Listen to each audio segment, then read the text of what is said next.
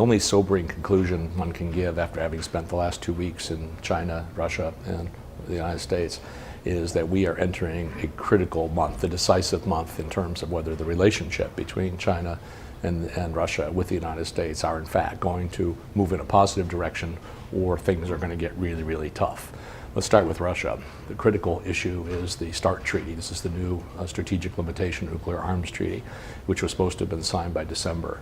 We're now running into a lot of technical details, but actually it's a much larger issue than technical details. The Russians are genuinely concerned about what the United States and its allies intend to do with the future of NATO. Are we in fact turning NATO into a globalized military alliance to deal around the world with issues? Are we deploying infrastructure for NATO around the world? These kinds of issues are not insignificant for how Russia and other countries, including, by the way, China, feel about that.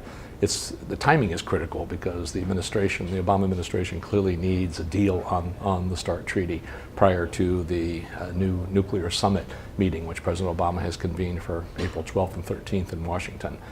If the START treaty is not done, it's a big problem for that conference, and so we see a timeline looming, and a lot of difficulty, a lot of questions, and frankly, a lot of the questions by the Russians and others are simply not being answered.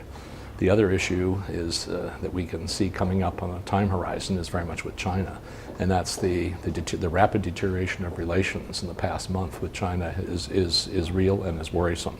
The critical piece will come on April 15th when the U.S. Treasury has to declare whether or not China has been in violation of the valuation of its currency. There is enormous political pressure in Washington right now to declare that. One sees it in op-eds, Paul Krugman's, the Nobel laureate's op-ed today, which was surprisingly forthright.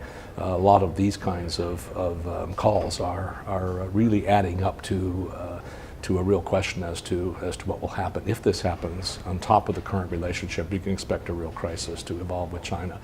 So I guess we have 4 weeks countdown. We'll keep a close watch on it, and right now the expectation is to buckle your seatbelts.